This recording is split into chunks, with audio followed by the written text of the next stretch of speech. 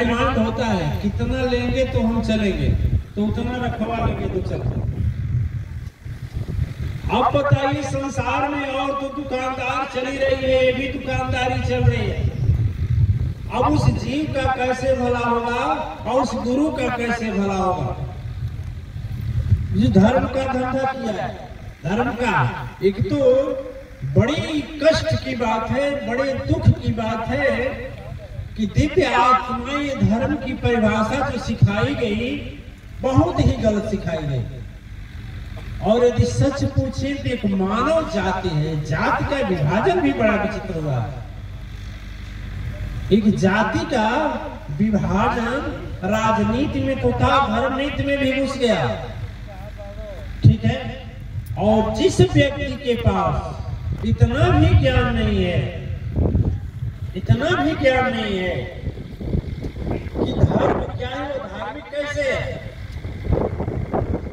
वह आज वही धार्मिक है जो धर्म के नाम पर खून बहवा दे रहा है, धर्म के नाम पर आग लगवा दे रहा है, धर्म के नाम पर हत्या करवा दे रहा है, धर्म के नाम पर बोलता है धर्म खतरे में है। धर्म कभी खतरे में नहीं पड़ता,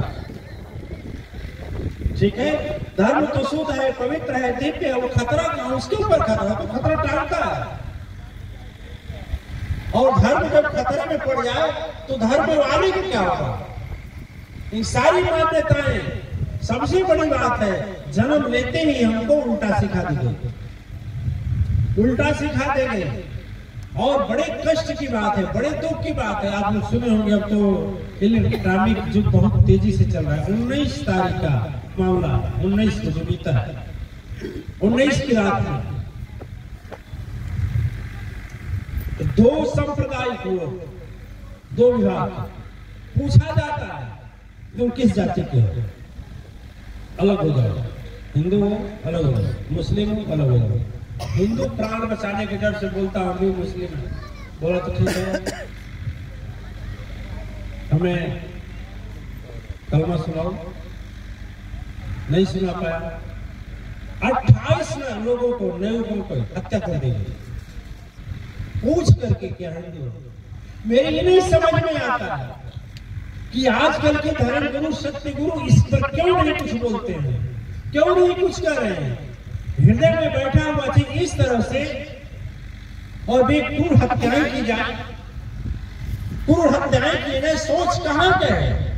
अब ज्ञानी आदमी बोलेगा मार दो उसको भी, अब तो 20 मारा, 200 मारे, 180 ज्यादा मरे कि नहीं मरे, हत्या बढ़ी कि नहीं बढ़ी, बोलिए बढ़ी कि नहीं बढ़ी।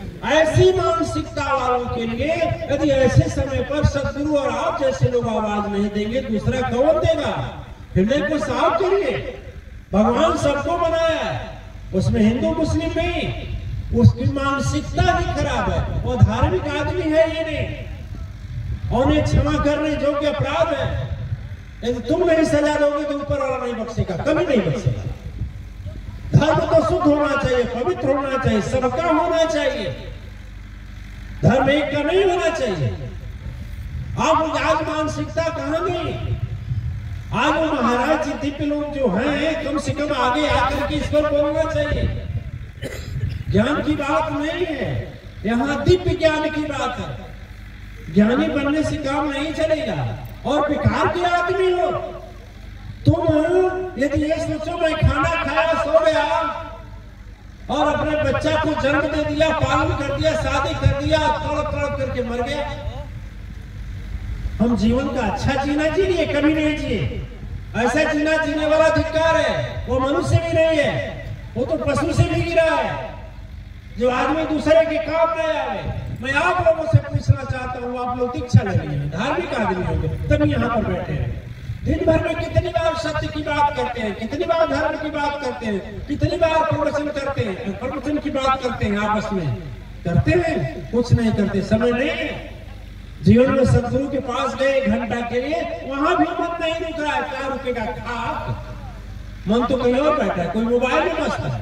यहाँ आने के बाद में बताइए, सत्संग में बैठे मन मोबाइल में लगा हुआ है, क्या सुनेंगे, क्या पूरी करेंगे, क्या तपस्या इकट्ठा करेंगे? अरे कम से कम सोचिए, जिसने आपको मनुष्य बनाकर धरती पर भेजा, वो अभी आपसे कुछ इच्छा रखा। जिस तरह से आप अपने बेटे से बेटी से इच्छा रखते हैं कि बड़ा होकर के मेरा साथ देगा, वैसे जब आपको धरती पर भेजता है तो भी इच्छा रखता है। और सदगुरु जब बनाते हैं तो और खुश होता है। लेकिन आपने कौन सा काम किया उस परम शक्ति सत्ता का? कौन सा इशारा का काम किया? क्या 7 मंजिला मकान बना लिया तो काम हो गया? अरे उससे अच्छा मकान तो घोंसला बनाता है। कौन? पक्षी। पक्षी घोंसला बनाता है। पक्षी के घोंसले को देखे, खतौना जिसे बोलते हैं, देखे झुरमुटों में, सरपतों के पेड़ों में लगाता है। कितना चालाक होता है। पेड़ पर लगाने वाला भी इतना बढ़िया महल 3 महला बना देगा उसी में।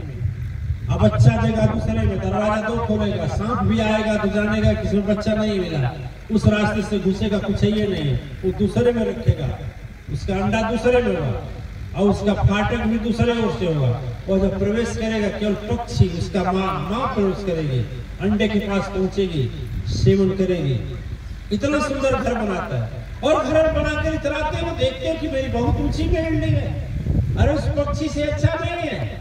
आपका इंजीनियर भी फेल है। कितना तूफान आवे, बरखा आवे, लेकिन उसमें बैठने वाला पक्षी भीगेगा नहीं।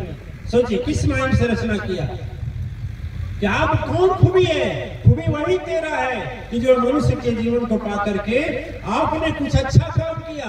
और संसार में सबसे बड़ा अच्छा काम है दिव्य आत्माएं लोगों को सत्य और धर्म के लिए प्रेरणा देना और सत्य और धर्म के लिए जागृत करना, उससे जोड़ना। क्या हिंदू को मालूम नहीं क्या?